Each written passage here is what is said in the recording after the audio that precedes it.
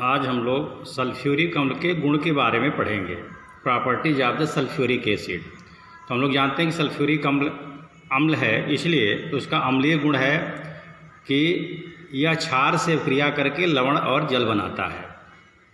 ये अम्लीय गुण के अंतर्गत आएगा, क्षार से क्रिया करके लवण और जल बनाता है। जैसे देखिए, सल्फ्यूरिक अम्ल सोडियम हाइड्रोक्साइड से क्रिया करके सोडियम सल्फेट लवण बनाता है और जल बनता है।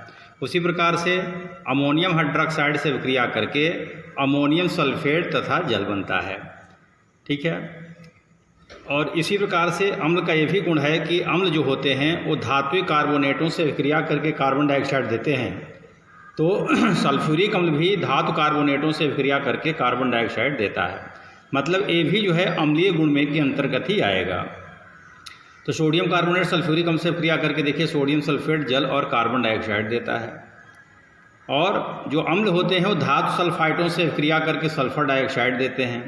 तो सल्फ्यूरिक अम्ल भी धातु सल्फाइड, मतलब देखिए यहाँ पर मैग्नीशियम सल्फाइड से क्रिया करके सल्फर डाइऑक्साइड देता है। तो मैग्नीशियम सल्फाइड जब सल्फ्यूरिक अम्ल से क्रिया करता है तो मैग्नीशियम सल्फेट बनता है, जल बनता है और सल्फर डाइऑक्साइड प्राप्त होता है।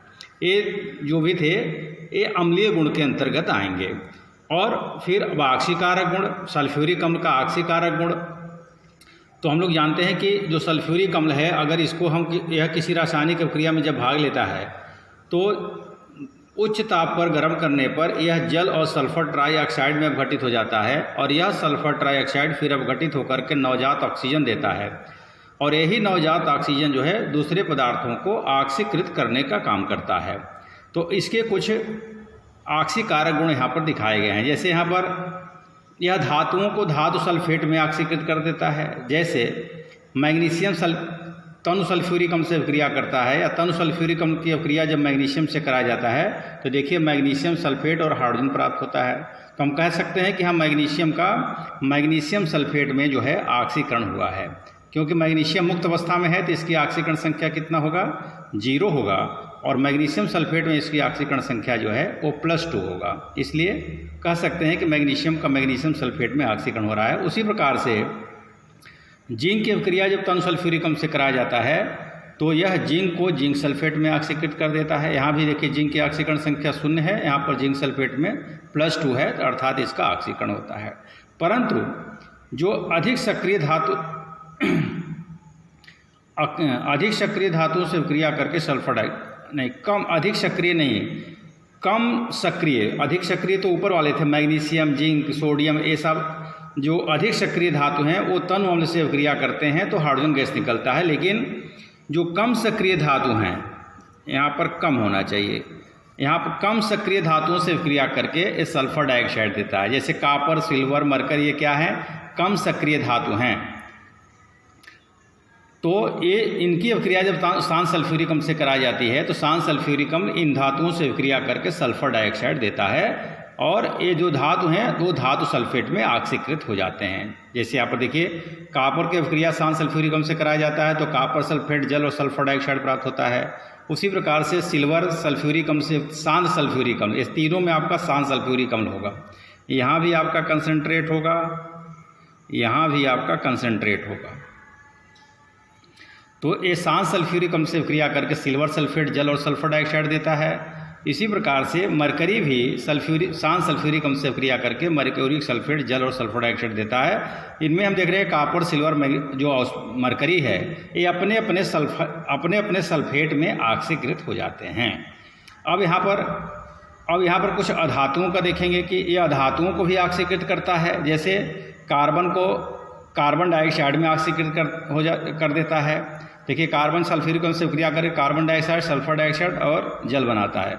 तो कार्बन का यहाँ पर कार्बन डाइऑक्साइड में ऑक्सीकरण हो रहा है क्योंकि कार्बन की ऑक्सीकरण संख्या यहाँ पर 0 है और CO2 में कार्बन की ऑक्सीकरण संख्या +4 है। तो 0 से +4 हुआ तो ऑक्सीकरण हुआ। और स्वयं सल्फ्यूरिक अम्ल जो है वो सल्फर डाइऑक्साइड में अपचयित हो जाता है।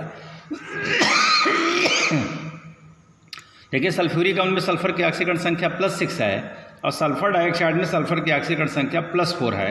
तो +6 से +4 हुआ तो इसमें अपचयन हुआ। ठीक है। और कुछ यहाँ पर देखेंगे इसके ऑक्सीकारक गुण के बारे में। अधातुओं का ऑक्सीकरण हम लोग देख रहे थे। तो यहाँ पर देखिए यह सल्फर को सल्फर डाइऑक्साइड में ऑक्सीकृत कर देता है, फास्फोरस को फास्फोरिक अम्ल में ऑक्सीकृत कर देता है। ठीक है, तो यहाँ सल्फर की अभिक्रिया जब सल्फ्यूरिक अम्ल से कराया जाता है सल्फर डाइऑक्साइड और जल प्राप्त होता है। उसी प्रकार से जब फास्फोरस की अभिक्रिया शांत सल्फ्यूरिक अम्ल से कराई जाती है तो आर्थोफास्फोरिक अम्ल, सल्फर डाइऑक्साइड और जल प्राप्त होता है। इसी प्रकार से यह उपधातुओं को भी उनके सल्फेट में ऑक्सीकृत कर देता है, जैसे एंटीमनी को एंटीमनी सल्फेट में और आर्सेनिक को आर्सेनिक सल्फेट में ऑक्सीकृत कर देता है। अब कुछ अन्य यौगिकों का ऑक्सीकरण यहाँ देखेंगे, जैसे यह पोटेशियम आयोडाइड को आयोडीन में और पोटेशियम ब्रोमाइड को ब्रोमीन में ऑक्सीकृत कर देता है। तो यहाँ पर आप देख रहे हैं पोटेशियम आयोडाइड की अभिक्रिया सल्फ्यूरिक अम्ल से कराते हैं तो पोटेशियम सल्फेट, जल, आयोडीन और सल्फर डाइऑक्साइड प्राप्त होता है। इसी प्रकार से पोटेशियम ब्रोमाइड की अभिक्रिया शांत सल्फ्यूरिक अम्ल से कराने पर पोटेशियम बाइसल्फेट, सल्फर डाइऑक्साइड, जल और ब्रोमीन, मतलब यहाँ पोटेशियम आयोडाइड का आयोडीन में ऑक्सीकरण हो रहा है। क्यों? क्योंकि आयोडीन की ऑक्सीकरण संख्या पर -1 है और आयोडीन यहाँ मुक्त अवस्था में है तो 0 है। -1 से अगर 0 हुआ तो ऑक्सीकरण हुआ। उसी प्रकार से ब्रोमीन की ऑक्सीकरण संख्या यहाँ पर -1 है और यहाँ पोटेशियम ब्रोमाइड में, और ब्रोमीन की ऑक्सीकरण संख्या यहाँ पर मुक्त अवस्था में है तो 0 है, तो -1 से 0 हुआ तो हम कह सकते हैं पोटेशियम ब्रोमाइड का ब्रोमीन में ऑक्सीकरण हो रहा है। इसी प्रकार से ये हाइड्रोजन सल्फाइड को सल्फर में ऑक्सीकृत कर देता है। अब हाइड्रोजन सल्फाइड सल्फ्यूरिक अम्ल की क्रिया हाइड्रोजन सल्फाइड से कराया जाता है, जल, सल्फर डाइऑक्साइड और सल्फर प्राप्त होता है।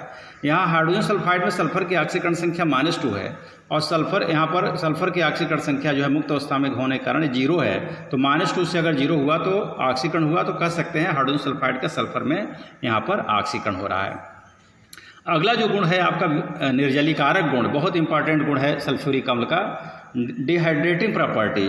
निर्जलीकारक का मतलब किसी पदार्थ से यह जल को निकालने का काम करता है, अर्थात यह निर्जलीकारक का काम करता है। तो इसके यहाँ पर कुछ उदाहरण दिए गए हैं। अगर देखिए चीनी जो होता है, चीनी या सुक्रोज होता है, उसमें अगर शांत सल्फ्यूरिक अम्ल मिलाकर के थोड़ी देर के लिए छोड़ दिया जाए तो चीनी पूरा काली पड़ जाती है। क्यों? क्योंकि जो आपका सुक्रोज है, जो चीनी है, उसमें से ये जल को निकाल देता है। देखिए जल 11H2 यहाँ से निकल जाएगा। 11H2 अगर निकल जाए यहाँ से तो खाली आपका बचता क्या है? कार्बन बचता है। तो यहाँ पर जो कार्बन बचता है उसी के कारण जो है चीनी या सुक्रोज जो है वो काली पड़ जाती है कार्बन बनने के कारण, और इसी को कहते हैं शुगर चारकोल। ये जो कार्बन यहाँ प्राप्त हुआ इसी को कहा जाता है शुगर चारकोल, मतलब जो लकड़ी का जो सुक्रोज से बना हुआ आपका चारकोल है या जो कार्बन है उसको कहते हैं शुगर चारकोल। तो यहाँ पर क्या कर रहा है सल्फ्यूरिक अम्ल? क्या कर रहा है? जल निकालने का काम करता है। देखिए सल्फ्यूरिक अम्ल यहाँ पर इधर भी लिखा गया है, लेफ्ट हैंड साइड में भी और राइट हैंड साइड में, मतलब सल्फ्यूरिक अम्ल कह सकते हैं केवल उत्प्रेरक का कार्य कर रहा है, मतलब केवल जल निकालने का काम कर रहा है, ये रासायनिक क्रिया में भाग नहीं ले रहा है। उसी प्रकार से जब एथिल एल्कोहल को शांत सल्फ्यूरिक अम्ल मिला करके अगर हम 160 से 170 डिग्री सेल्सियस ताप पर गर्म करते हैं तो एथिल एल्कोहल से जल का एक अणु निकल जाता है। देखिए एक H यहाँ से OH, H2O निकल जाएगा तो C2H4 बचेगा, तो यहाँ पर एथीन बनता है और जल प्राप्त होता है, मतलब जल यहाँ से निकल जाता है। इसी प्रकार से अगर उपरोक्त टेम्परेचर को अगर 140 कर दिया जाए, 160 से 170 जो गर्म किए थे, अगर टेम्परेचर कम हो मतलब 140 डिग्री सेल्सियस ताप हो तो यहाँ पर एथिल एल्कोहल के 2 अणु भाग लेते हैं और 2 एथिल एल्कोहल के अणु में से जल का एक अणु निकल जाता है, तो यहाँ पर डाई एथिल ईथर प्राप्त होता है।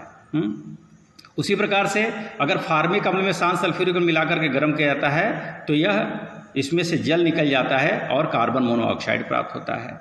और जलती हुई माचिस की तीली अगर हम परख नीली के मुँह पर ले जाएं तो नीली ज्वाला के साथ ये कार्बन मोनोऑक्साइड गैस जो है वो जलता है। उसी प्रकार से ऑक्जेलिक अम्ल को 90 डिग्री सेल्सियस पर अगर शांत सल्फ्यूरिक अम्ल मिला करके गर्म किया जाए तो देखिए इसमें से जल निकल जाता है, कार्बन डाइऑक्साइड और कार्बन मोनोऑक्साइड गैस प्राप्त होता है। तो यहाँ पर देखिए जितने भी यहाँ पर दिखाए गए हैं आप सब में जो है यह सल्फ्यूरिक अम्ल, जो शांत सल्फ्यूरिक अम्ल है वो निर्जलीकारक का काम करता है, मतलब उसमें से जल निकालने का काम करता है। अब इसके उपयोग के बारे में थोड़ा देख लेंगे। तो प्रयोगशाला में अभिकर्मक के रूप में विभिन्न प्रकार के जो हम परीक्षण करते हैं तो उसमें जो है सल्फ्यूरिक अम्ल का प्रयोग किया जाता है। प्रयोगशाला अभिकर्मक का मतलब किसी प्रकार का परीक्षण करने के लिए प्रयोगशाला में जिस हम रसायन का प्रयोग करते हैं उसको अभिकर्मक कहते हैं, प्रयोगशाला अभिकर्मक। इसलिए प्रयोगशाला में विकर्मक के रूप में, देखिए अभी निर्जलीकारक के रूप में, हाइड्रोक्लोरिक अम्ल, नाइट्रिक अम्ल आदि के निर्माण में, विस्फोटक पदार्थ बनाने में, और संचायक सेल जो बैटरी होती है, तो बैटरी में हम लोग जानते हैं कि तेजाब या शांत सल्फ्यूरिक अम्ल उसमें भरा जाता है। तो ये कुछ सल्फ्यूरिक अम्ल के कुछ उपयोग थे। ठीक है, इसको वीडियो को ध्यानपूर्वक देख करके हम लोग नोट्स बनाएंगे। धन्यवाद।